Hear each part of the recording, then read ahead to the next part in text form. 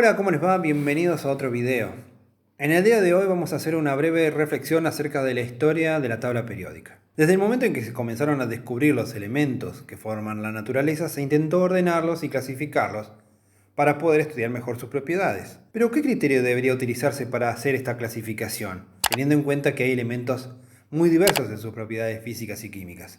El primer paso fue recién dado a partir de la formulación de la teoría atómica de Dalton. Y es que a partir de este momento surgió el concepto de peso atómico, lo que actualmente conocemos como masa atómica relativa. En 1817, Dobereiner relacionó los pesos atómicos de algunos elementos con sus propiedades físicas y químicas similares y encontró que podía formar grupos de 3 elementos, lo que Dobereiner denominó tríadas. Vemos a continuación 5 tríadas como ejemplo. Analicemos el caso de la tríada número 4. Dobereiner halló que el cloro, bromo y yodo, que presentan muchas propiedades químicas similares, el peso atómico del bromo es aproximadamente igual a la media aritmética de los pesos atómicos del cloro y del yodo. Esta irregularidad puede observarse en otras tríadas. En 1864, Newland propuso ordenar los elementos conocidos en función creciente de sus pesos atómicos y comprobó que las propiedades de los mismos reaparecen cada 8 elementos. Vemos en la tabla de Newland que el litio, ubicado en el número 2, está separado del sodio, el número 9, por 8 elementos, es decir, una octava. Se tiene que aclarar que el helio y el neón no habían sido descubiertos aún al momento de que Newland formulara esta tabla. El criterio de ordenar los elementos en función de los pesos atómicos continuó, y Mendeleev y Lothar dieron los pasos definitivos para la formulación de lo que se conoce como la ley periódica. La ley periódica establece que las propiedades de los elementos se encuentran en dependencia periódica con sus pesos atómicos. En base a la ley periódica, Mendeleev propuso una tabla periódica de los elementos ordenados como se muestra a continuación. Mendeleev utilizó dos criterios: las propiedades físico-químicas y los pesos atómicos de los elementos para organizar la tabla. Cuando había dudas sobre el ordenamiento, Mendeleev priorizó las propiedades físico-químicas por sobre el peso atómico. Acá tenemos el caso del yodo y el telurio.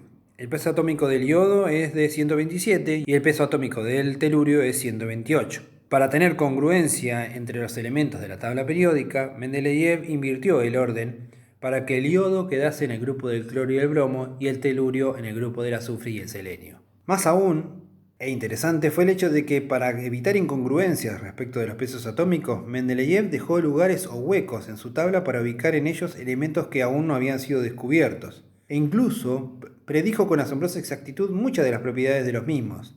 Por ejemplo, tenemos el caso del EK-aluminio, que resultó ser el galio, descubierto en 1875, el EK-boro, que resultó ser el escandio, descubierto en 1879, y el EK-silicio, que resultó ser el germanio y fue descubierto recién en 1886. Otras tablas periódicas que se publicaron posteriormente a la de Mendeleev siguieron tomando como criterio de ordenamiento los pesos atómicos. Sin embargo, era muy difícil justificar las inversiones en los pesos atómicos que debían aparecer para poder respetar las propiedades de los elementos, como en el caso del telurio y el yodo. Esta situación se corrigió gracias a Moseley, quien formuló en 1913 el concepto de número atómico, asociado a la cantidad de protones presentes en el núcleo de un átomo. Fue ahí cuando se dejó atrás el concepto de peso atómico como criterio de ordenamiento y se utilizó el de los números atómicos. De esta manera se resolvieron las dificultades presentadas en el caso del telurio y el yodo, entre otros elementos, y se arribó a la ley periódica actual. La ley periódica actual dice que las propiedades de los elementos son funciones periódicas de sus números atómicos. En la versión moderna de la tabla periódica, los elementos conocidos están ubicados en orden creciente de sus números atómicos. Muchas gracias por ver este video, espero que les haya servido y nos vemos en el próximo. Hasta luego.